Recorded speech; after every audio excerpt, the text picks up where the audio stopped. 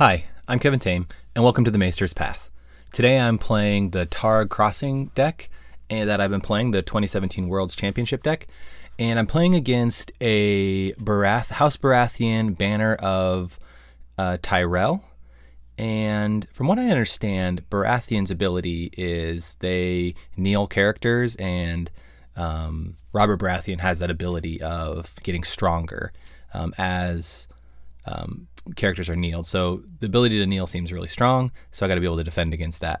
So let's jump right into this match. So my starting hand is not very good, so I go ahead and mulligan it. I wasn't able to use all 8 of my gold. This one has Khal Drogo, so I decided to get Khal Drogo out and Viserys, which is basically all my gold, and get a little econ card down. I drew into this lady, what's her name? Mirza, maybe? And she's also a 7-coster, so I pick the plot of trading with the Pentashi so that I'm able to play her and then also have time to, or also get down my dragon, which is, I have a dupe of Rhaegal. My opponent plays Robert Baratheon. I let them go first so that I have this Milk of the Poppy and I want to be able to use it strategically. So I go ahead and get her down, and then I put my dragon down, and I'm going to put Milk of the Poppy on Robert Baratheon because his card seems really good. If I can keep him from getting crazy strength, then I'll be able to attack a lot more efficiently. I do have an extra gold here, which is good, so I am able to use Dracarys if my opponent lets me do that. One thing, though, that I find is that I often forget about it, so I might miss it here on this turn. So my opponent goes ahead and attacks with 10, which is really strong. I'm not even going to defend that. They do play this Lord Renly's card. I don't even look at what Lord Renly's thing does. Lord Renly's ride, and so, it's an Intimidate. So I end up just using the hand's judgment on it because I don't want that to happen.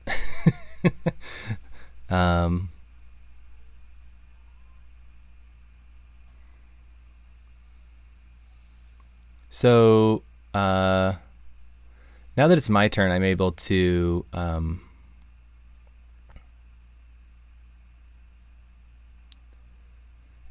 kind of, my opponent still had Intimidate, so they did kneel my Mrimazdur. Mira is her name. So I'm able to only really do 3 of my challenges here instead of getting the extra military, which is still pretty good. I wasn't able to do the intrigue. So my opponent has a low hand size, and I pick this plot because I want to do heads on spikes because I want to try and knock out a player. So they have this ability here. They also able to gain 2 power if they win dominance. So I'm going to try and win dominance this turn if I can. It's kind of hard because they have obviously really powerful high level cards. I'm going to also, but I have enough money here where I'm able to get out. I'm going to hold on to my money so that I'm able to play like my nightmares and different things and my Dracarys. But I probably could have played Jorah. I probably would have been fine. But I kind of have this ongoing fear of getting Valor Morgullis done to me. I think that's how you say it. So I go ahead and I'm looking here at this Melisandre card, and it seems really good if my opponent wins dominance. So I go ahead and play Nightmares on that because I don't want to run the risk of them, firing off this ability.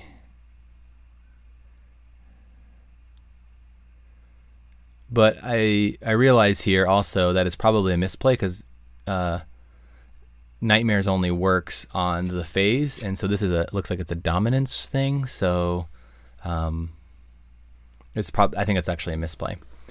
So I go ahead here and I attack. I want my opponent to use Robert Baratheon to protect. I'm unable to use Khal Drogo because they played Nightmares on my Khal Drogo. So just getting Robert Baratheon out is, I think, okay. I go ahead and then do a simple just kind of power. I kind of want to keep my stuff, some guys standing, because I want to be able to defend here. So I'm not trying to overcommit.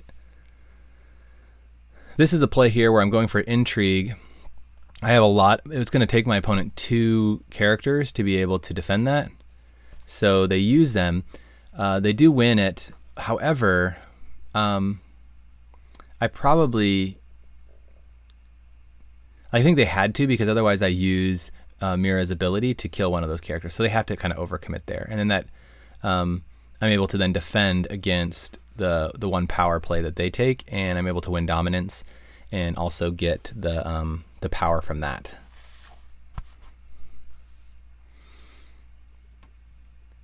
So now I'm kind of pushing here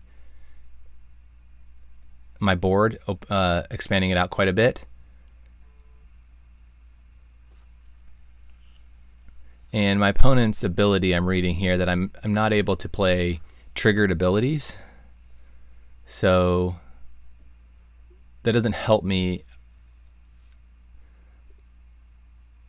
I'm not able to use some of these triggers that are on my cards, which is kind of a pain. So they get the Iron Throne out, which is going to help them with dominance. So I don't think I'll be winning that anytime soon now.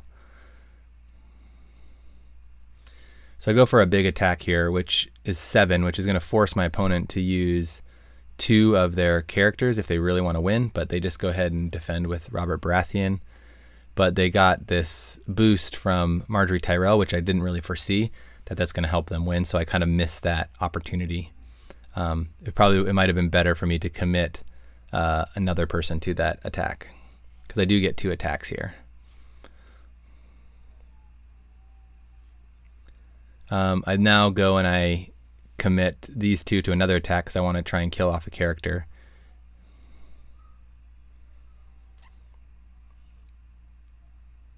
And now I'm able to, my opponent still is able to protect, but I'm able to intrigue here, I believe, because this is now my 3rd challenge, and I am going to have the advantage over Melisandre if I do intrigue or intrigue particularly. So I'm kind of thinking this play out. So my opponent actually can't defend this, and I can use this, but they do have this little ambush where they ambush me and they bring out a character to win this. So I didn't really expect that.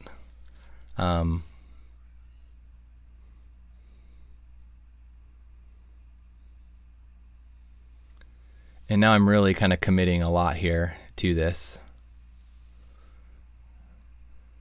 Which might be okay. But I did give my opponent, they're able to, I'm not really able to defend any of this, and they're able to jump up pretty well here from all of this stuff. They're able to win dominance and take some of my power. So that was actually, I think, I overcommitted quite a bit, and I probably should. It's almost like maybe a little better to have my opponent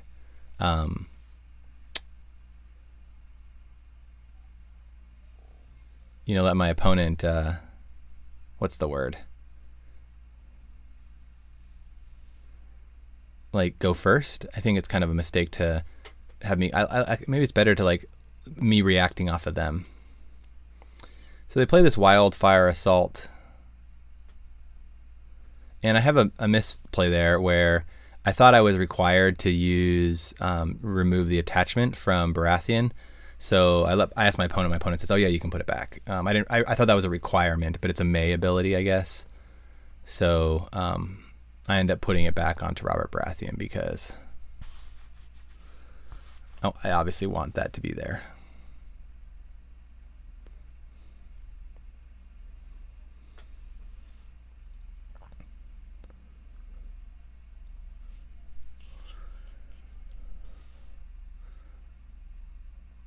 So I'm able to get Daenerys out, which is good because she lowers the strength of everything.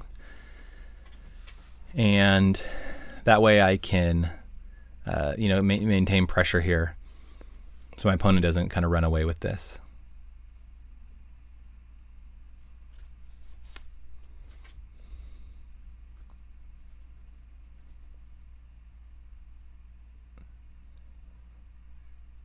I'm not sure if that was like the best play right there to... Oh, I do get renowned, so that is good actually. So I go ahead and defend. I did want to defend with that one. But it is nice to be able to have Khal Drogo to attack or anything like that. But if I can... Now with this, I'm forcing my opponent to use their 5 strength card, but they decide not to, and it actually goes unopposed, which gives me a kill and also an unopposed power, which I think is actually works out really well. So they go ahead and defend against this one. Makes sense. And then now here I'm able to do, I think, a real power play, and they're actually not able to defend it. And I'm able to get the claim plus also the crossings, Lords of the Crossings, extra power. So now here, I decide I want to try and see if I can close out the game with this plot that I picked.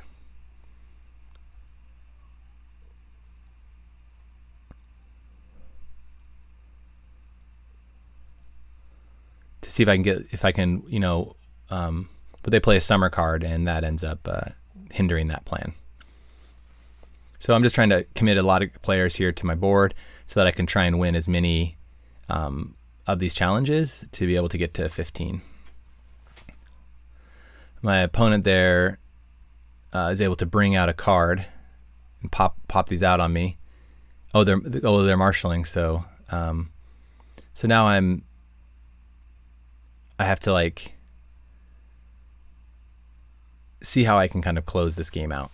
So I'm thinking here, and I think like my line of play is I want to be able to try and get off 2 military if I can, because my opponent only has 2 military people.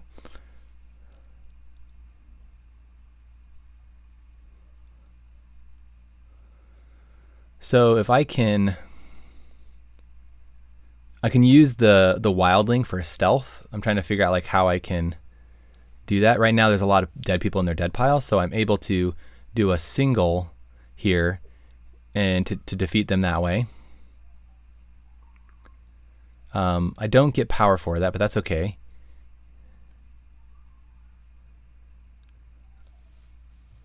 Now I can actually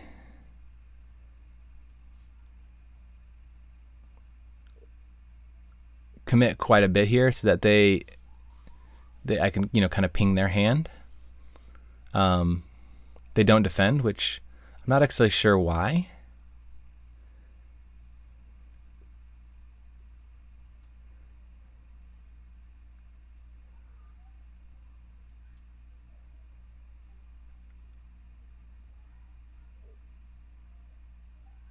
So now here I can attack again and try and kill one of their characters.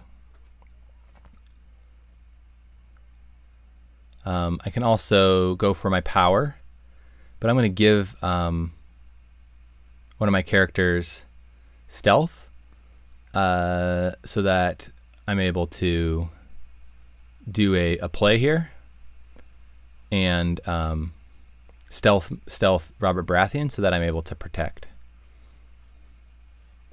And then I'm able to win this challenge and get it, so that it's nice here because I'm able to get a renown.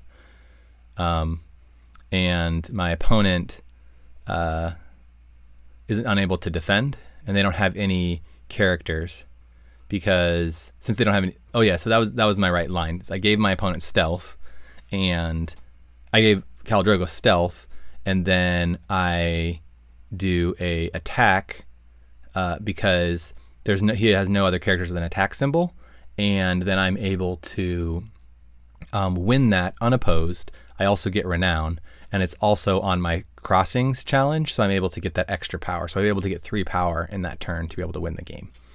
So I thought that was a really good line there at the end to be able to close that out. Anyways, this is a pretty interesting match. I definitely had some misplays, I think. I definitely am still kind of getting used to this.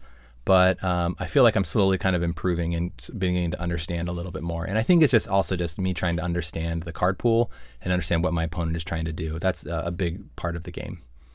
Anyways, thanks for watching. If you guys have any comments or thoughts, please leave them in the comments below, and go ahead and like and subscribe my channel. Thanks. Bye.